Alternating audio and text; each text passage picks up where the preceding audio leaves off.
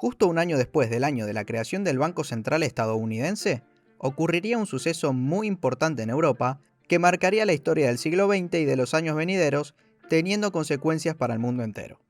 La Primera Guerra Mundial, la cual ocurriría entre 1914 y 1918. Las consecuencias inmediatas de dicha guerra fueron graves crisis financieras en países europeos y un cambio geográfico de su mapa continental, seguido de la pérdida de la hegemonía económica inglesa debido a la emisión desenfrenada de la libra esterlina por los millones que le debían a los Estados Unidos y los financiamientos efectuados en su alianza militar.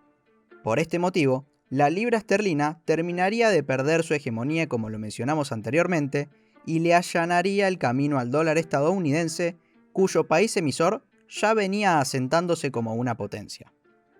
El resultado de esta guerra colocó a Estados Unidos en lo más alto del mundo, convirtiéndose en el mayor acreedor de deuda de las potencias europeas, es decir, Alemania, Francia y el Reino Unido.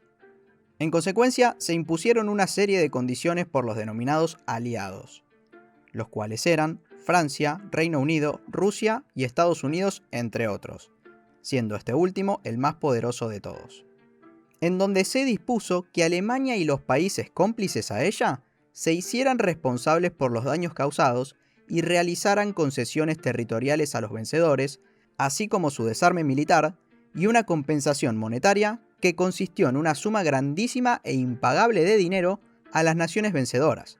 Para que se den una idea, Alemania terminó de pagar estas deudas en octubre del 2010 bajo el mandato de Angela Merkel. Ahora que hicimos una breve descripción de los hechos, adivinen qué persona influenció de manera significativa las condiciones impuestas. Así es, JP Morgan, pero esta vez su hijo, Jacques Pierpont Morgan Jr. Él mismo fue encargado de estas negociaciones, ocupando el cargo de presidente y director de la Comisión Financiera Extranjera desde 1919.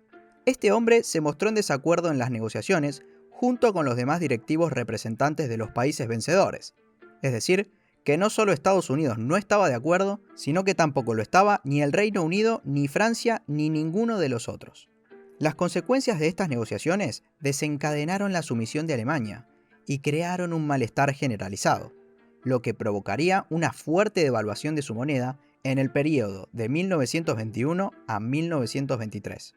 La moneda de este país, que tenía un precio de referencia de 60 marcos por dólar estadounidense, llegó al millón de marcos por dólar estadounidense, es decir, una devaluación de 1.666.666%. En simultáneo a la mayor devaluación de la moneda alemana, se lleva a cabo un acuerdo en la ciudad italiana de Génova, conocido como el Acuerdo de Génova. Este acuerdo internacional ocurrió en 1922 y fueron parte del mismo 34 países, siendo promovido mayoritariamente por el Reino Unido. En este episodio se buscó volver a establecer el orden económico mundial que había sido fuertemente golpeado a causa de la Primera Guerra. Se estableció así un nuevo patrón mediante el cual se buscó hacer frente a la escasez de oro, suministrando divisas extranjeras que se encontraran efectivamente convertibles en metales de reserva. Estas divisas fueron la libra esterlina y el dólar estadounidense. Dicho sistema fue conocido como Gold Exchange Standard. Luego de la hiperinflación alemana, ocurrió un acuerdo entre Alemania, Reino Unido y Estados Unidos, entre otros países, conocido como el Plan DAS. Este plan fue firmado en 1924 y el comité encargado de esta tarea se encontraba presidido por Charles DAS, quien gracias a esto fue condecorado con el Premio Nobel de la Paz y electo vicepresidente de los Estados Unidos en 1925. En este acuerdo se logró disminuir la deuda alemana y se amplió el plazo para el pago de las cuotas. Una cuestión interesante de este plan era que los bancos y las inversiones estadounidenses eran el sostén de la frágil economía alemana, que a su vez dependía de la potencia norteamericana para efectuar los pagos, principalmente a Francia y Reino Unido. Estos últimos, a su vez, necesitaban de estos pagos para saldar sus deudas con Estados Unidos, a causa de los préstamos dados como financiamiento en la guerra. Luego de unos años, en 1929, ocurrió el famoso crack de la Bolsa de Nueva York, conocida también como la primera burbuja bursátil. Vamos a repasar el concepto de burbuja. Se entiende como burbuja a una subida irracional en el precio de uno o varios activos debido a la especulación desmedida sobre el mismo.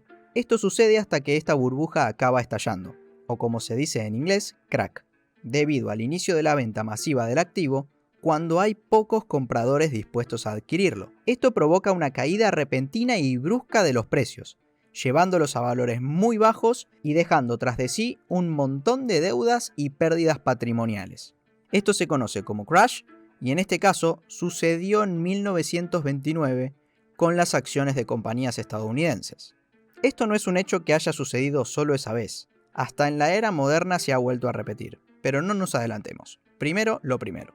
Estas habían tenido un elevado incremento en su precio hasta llegar a derrumbarse en tan solo unos meses en una caída del 50% aproximadamente. Este episodio histórico tuvo fecha en octubre de ese año, comenzando el día 24 con el llamado Jueves Negro, seguido del Lunes Negro y Martes Negro. Estos fueron los días 28 y 29 de ese mes.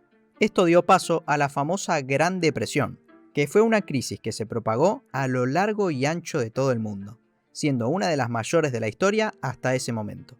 Luego de que los precios de las empresas cayeran fuertemente, se produjeron una multitud de crisis y quiebras bancarias, como también un malestar social por la gran cantidad de empleos que se habían perdido. En este mismo año surgió un nuevo plan económico, el Plan Young, que reemplazó al Plan Das. El comité presidido por Owen Young, que por cierto estaba compuesto por JP Morgan Jr. y Thomas Lamont, quien por cierto fue vicepresidente de JP Morgan & Company, planteó que se creara un banco internacional que hiciera de árbitro y sea una institución independiente para las transferencias de dinero en concepto de reparaciones de guerra. Así fue como surgió el Banco de Pagos Internacionales o BIS, una institución fundamental en el funcionamiento del mundo actual. Entre las consecuencias de la Gran Depresión, podemos mencionar el abandono del libre cambio y el patrón oro en el Reino Unido durante el año 1931, así como el descenso del comercio internacional entre un 50 y 60% aproximadamente. Solo en los Estados Unidos, el desempleo escalaría a una cifra del 25%. Es decir, que 1 de cada 4 norteamericanos estaba sin trabajo en los años posteriores al colapso de la bolsa neoyorquina. Los sectores industriales sufrieron pérdidas considerables debido a la baja demanda mundial y una serie de medidas proteccionistas que fueron tomadas por los grandes estados para paliar la crisis, lo que desembocó en que los países no pudieran hacer frente a sus obligaciones por las deudas mencionadas anteriormente, lo cual empeoró aún más la situación de Estados Unidos debido a que este país era el principal exportador de manufacturas, y estas medidas afectaron gravemente a sus exportaciones. Por otro lado, los países dependientes del comercio de materias primas se vieron considerablemente más afectados y fueron los más golpeados por esta fuerte recesión. Avanzando en la historia, más precisamente desde el año 1933 hasta su fallecimiento en 1945, Franklin Roosevelt fue el presidente de los Estados Unidos. Bajo su mandato ocurrió el llamado New Deal, que sería el comienzo del estado de bienestar en esa nación. En este plan económico se aplicaron políticas que buscaban cumplir objetivos como el pleno empleo, maximizar capacidad industrial y la baja de tasas de interés para poder financiar un mayor gasto público y luego aumentar la capacidad de consumo de la población. Entre las medidas que se impulsaron para hacerle frente a la crisis se encontraban la importantísima Ley Glass-Steagall de 1933, también conocida como Banking Act o Ley Nacional de Bancos estadounidense. Esta ley fue decretada con el fin de separar a la banca de depósitos comerciales de la banca de inversiones.